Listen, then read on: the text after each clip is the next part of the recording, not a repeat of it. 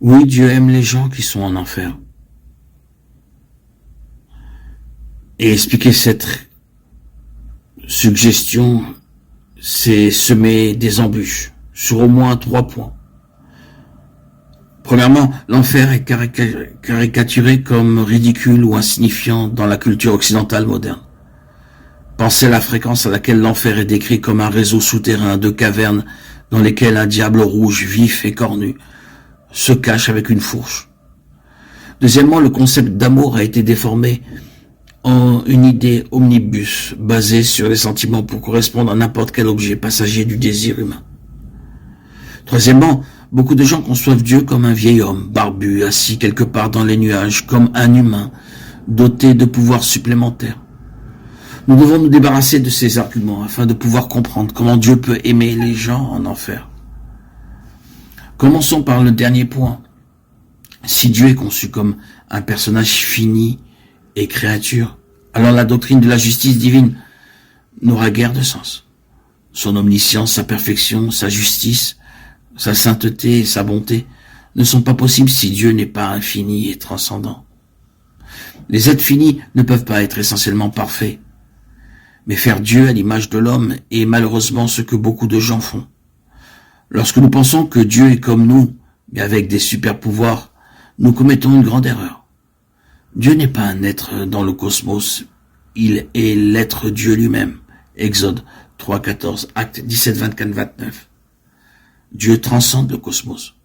Ceci est essentiel à la question de l'amour de Dieu pour les gens en enfer. Car lorsque 1 Jean 4.8 dit « Dieu est amour », cela signifie que l'essence même de Dieu est l'amour. Cela ne signifie pas que Dieu aime sa création parce qu'elle fait quelque chose pour lui ou qu'il passe par des changements d'humeur ayant de bons et de mauvais jours.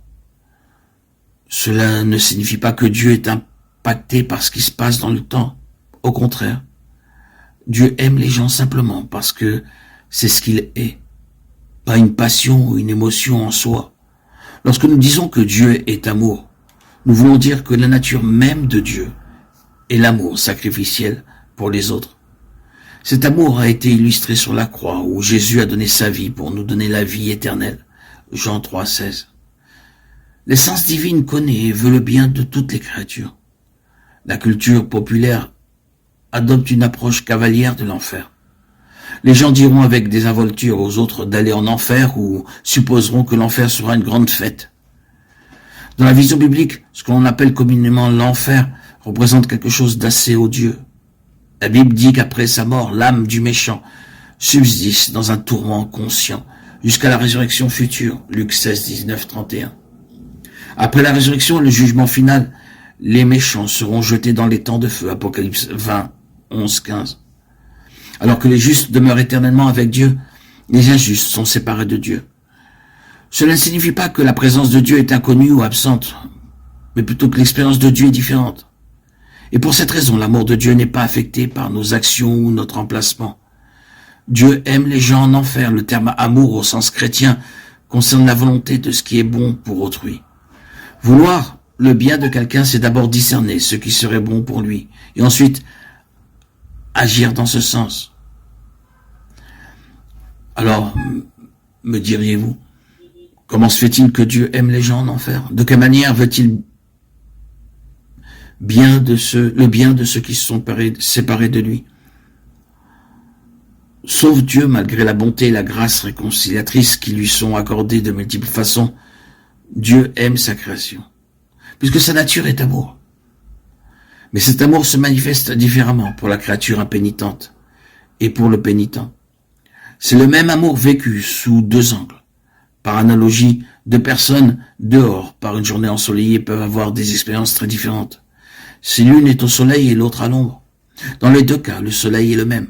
C'est l'expérience des créatures qui est différente, selon leur situation par rapport au soleil. De la même manière, l'expérience de Dieu en tant que créature est différente en enfer et au ciel. Au lieu d'expérimenter la plénitude de la grâce de Dieu, celui qui est en enfer reçoit la plénitude de la colère divine. Il est bon que la créature et le Créateur soient unis, comme il l'était au commencement, Genèse 1, 2. Le péché provoque une rupture dans cette union. On peut donc considérer le péché comme un détournement intérieur des créatures de leur propre bien. Le péché habituel devient un cycle de renforcement de l'éloignement de Dieu. Sans l'amour guérisseur et rédempteur du Christ qui ramène les créatures vers Dieu, elles persisteront dans leur état de ruine. La créature peut en venir à haïr Dieu en choisissant de s'aimer elle-même et de renier Dieu, ne plus le rechercher. Elle perd le sens à sa vie et l'union que Dieu lui proposait dans son grand amour. Dieu t'aime, reviens à lui.